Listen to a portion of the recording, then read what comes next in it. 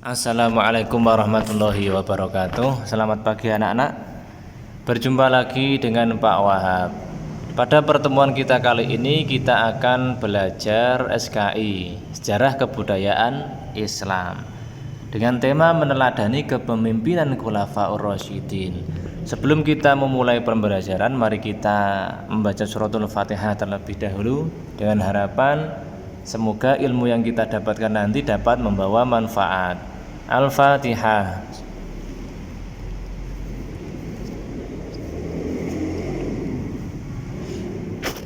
Baik, silahkan juga dibuka bukunya meneladani kepemimpinan Khulafaur Rasyidin ya. Nanti bisa dibuat perbandingan. Nah, Khulafaur Rasyidin, kira-kira pengertian dari Khulafaur Rasyidin adalah ini ya. Khulafaur Rasyidin berasal dari dua kata, yaitu khulafa dan ar-rasyidin. Nah, khulafa dan ar-rasyidin. Khulafa artinya pengganti, ar-rasyidin artinya mendapat petunjuk. Jadi khulafa ar-rasyidin memiliki arti para pengganti yang mendapat petunjuk.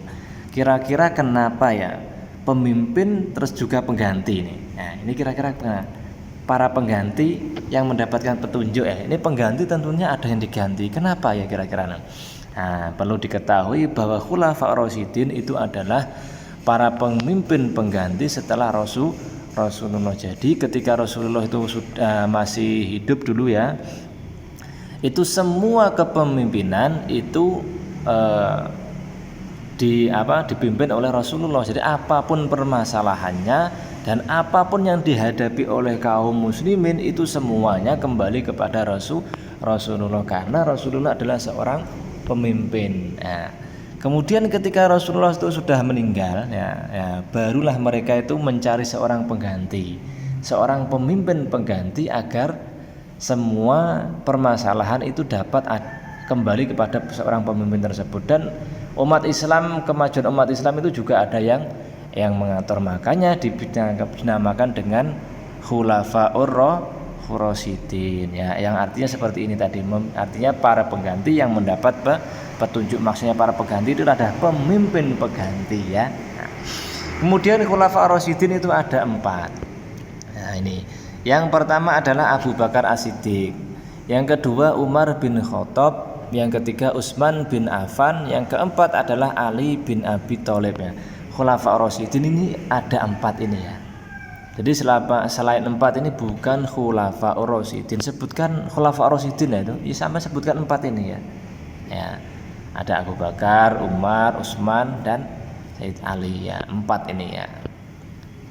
Dan 4 ini merupakan orang setelah ini diganti ya, namanya pengganti. Kemudian yang kita bahas pertama adalah Khalifah Abu Bakar As-Siddiq ya. Ini Khalifah Abu Bakar As-Siddiq nama aslinya adalah Abdullah Abi Quhafah At-Tamimi. Nama pada masa jahiliyah Abu Kabah. Nama setelah masuk Islam Abdullah Abu Bakar, lahir di Makkah pada tahun 572 Masehi. Abu Bakar merupakan salah satu orang yang paling dini memeluk agama Islam ya. Katakan dengan ini Abu Bakar ini sangat peduli dengan agama Islam. Kemudian Khalifah Abu Bakar, masih Khalifah Abu Bakar, proses terpilihnya Abu Bakar sebagai khalifah pertama ya. Setelah wafatnya Rasulullah SAW, kaum muslimin bermusyawarah mencari sosok pemimpin umat yang menggantikan Rasulullah SAW. Setelah terjadi perdebatan yang alot antara kaum muhajirin dan ansor, terpilihlah Abu Bakar sebagai khalifah pertama ya.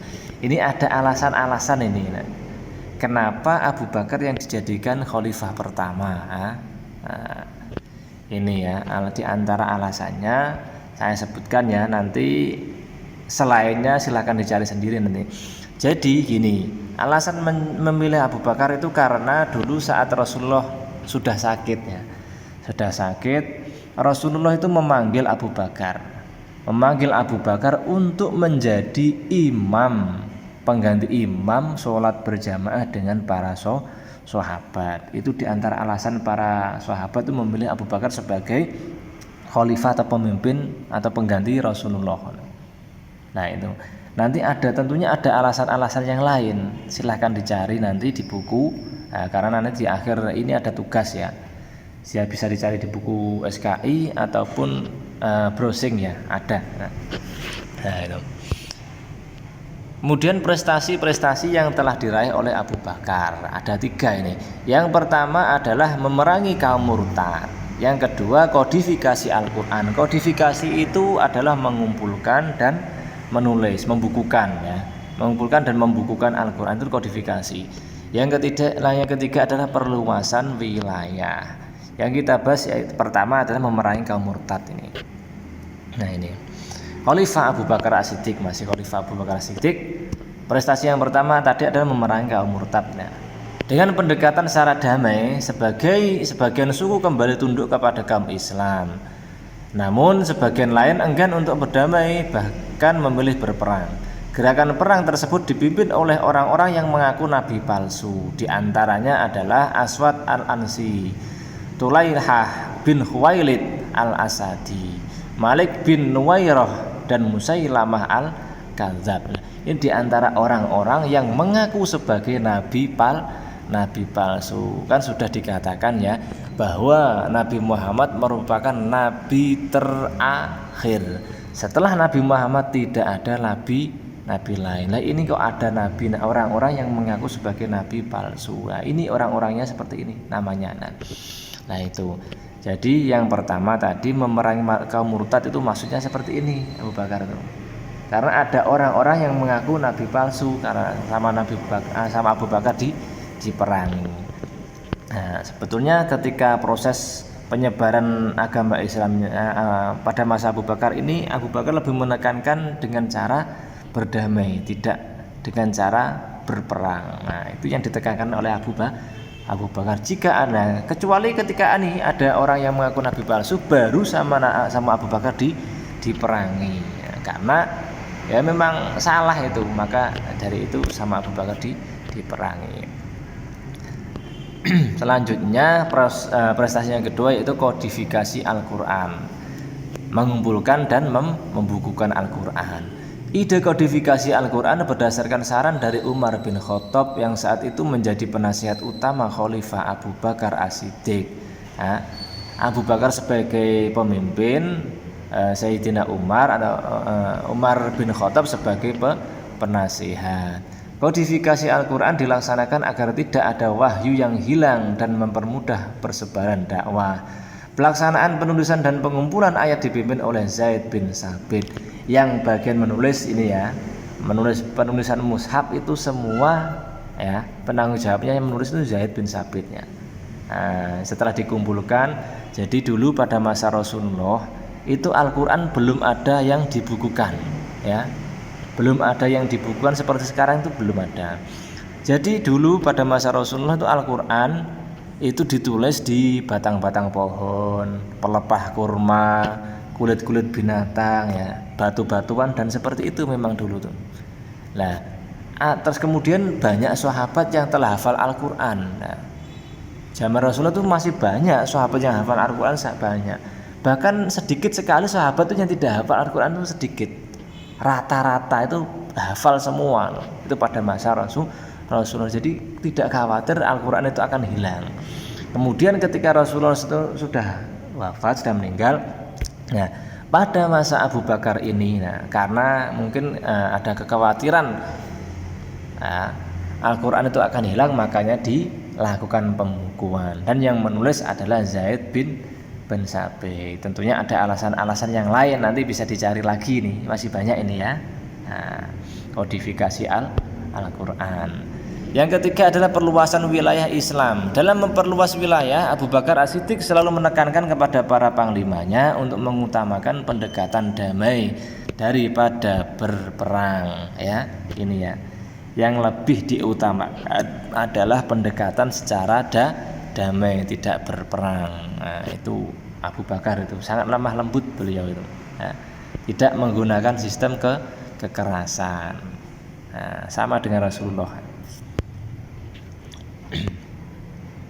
Lanjutnya pada masa pemerintahan Khalifah Abu Bakar As-Siddiq, Islam mulai dipersebarluaskan menuju wilayah-wilayah lain yang belum dikuasai. Meskipun dengan tujuan perluasan, Khalifah Abu Bakar As-Siddiq menekankan kepada para panglimanya untuk mengutamakan pendekatan damai daripada peperangan. Jadi dulu itu disebar. Itu ada yang di daerah sana. Jadi para sahabat dulu pada masa Abu Bakar itu dibagi tugas. Kamu daerah sana, sebarkan Islam sana. Kemudian yang kamu sana. Nah, itu gunanya untuk memperluas persebaran agama Islam, ya, memperluas dakwah agar agama Islam itu lebih luas lagi jangkauannya. Hingga sekarang ada di Indonesia seperti ini. Kediri juga termasuk ini. Nah, itu diantaranya para pejuang atau para sahabat dulu memperjuangkan setelah Rasulullah wafat itu seperti itu, berjuangnya para sahabat. Yang lebih diutamakan yaitu agar agama Islam itu dapat tersebar di dunia itu seperti apa, bagaimana, ini diantara caranya ya, Abu Bakar. Terus kemudian ada 3 hal yang menjadi pegangan antara umat Islam saat masuk daerah baru. Tentara umat Islam itu dibekali 3 saat memasuki daerah baru. Yang pertama, dianjurkan masuk Islam, maka jiwa serta hartanya akan dilindungi, ya. Jadi orang-orang yang masuk, ya, itu yang pertama itu dianjurkan dulu masuk Islam. Nah, dari itu bekal dari Abu Bakar untuk para tentaranya, ya. Jadi tidak langsung menyerang, tidak. Bagaimana mereka itu dapat masuk Islam? Jika mereka mau masuk Islam, maka harta dan jiwanya dilindungi. Yang kedua, boleh tidak masuk Islam, tetapi membayar jizyah. Jizyah itu ada pajak perlindungan yang sangat ringan. Maka jiwa dan hartanya dilindungi, ya. Boleh tidak masuk Islam asalkan membayar jizyah. Maka dari itu jiwa dan hartanya akan dilindungi oleh pasukan umat Islam. Yang ketiga, jika menentang mereka akan diperangi, ya. Prosesnya seperti itu, ya.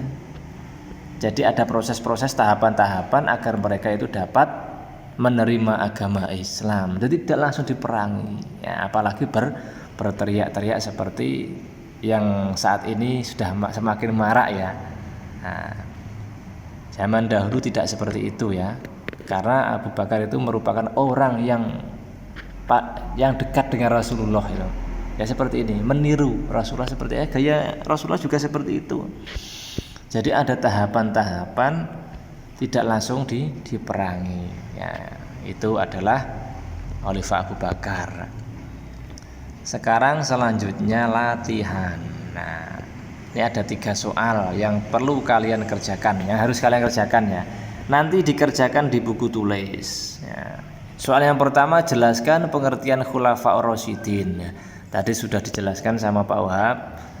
Jika kalian ingin menambahi dengan bahasanya sampai sendiri, silahkan, ya. Malah bagus itu, ya. Memodifikasi dengan bahasa sampai sendiri itu malah bagus.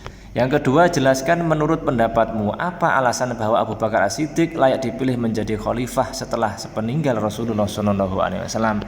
Ini ada alasan-alasan yang kenapa para sahabat itu memilih Abu Bakar sebagai pemimpin atau khalifah pengganti setelah Rasulullah. Nah, tadi sudah saya sebutkan tadi cuma 1. Nah, nanti silahkan dicari lagi alasan-alasan kenapa Abu Bakar itu layak menjadi seorang pemimpin setelah Rasulullah. Kenapa? Ada, bisa dicari di buku SKI. Jika tidak ada, bisa browsing, ada. Yang ketiga, jelaskan alasan Abu Bakar As-Siddiq dalam menyusun dan membukukan atau mengkodifikasi Al-Quran. Nah, alasan Abu Bakar mengumpulkan dan menyusun Al-Quran itu apa, ya? Silahkan dicari alasan-alasannya. Tadi juga sudah saya sebutkan 1, ya, mungkin. Tentunya masih ada alasan-alasan yang lain. Bisa dicari di buku SKI ataupun browsing, ya. Nah, nanti dikerjakan di buku tulis, setelah itu difoto. Tolong, ya, dikerjakan dan dikirimkan ke Pak Wahab. Jangan grender. Ya, mungkin hanya itu dulu. materi kita hari ini. Untuk khalifah yang selanjutnya bisa disambung minggu depan ya. Sekian dari Pak Wahab. Semoga bermanfaat. Jika ada kurang dan lebihnya Pak Wahab mohon maaf. Wassalamualaikum warahmatullahi wabarakatuh.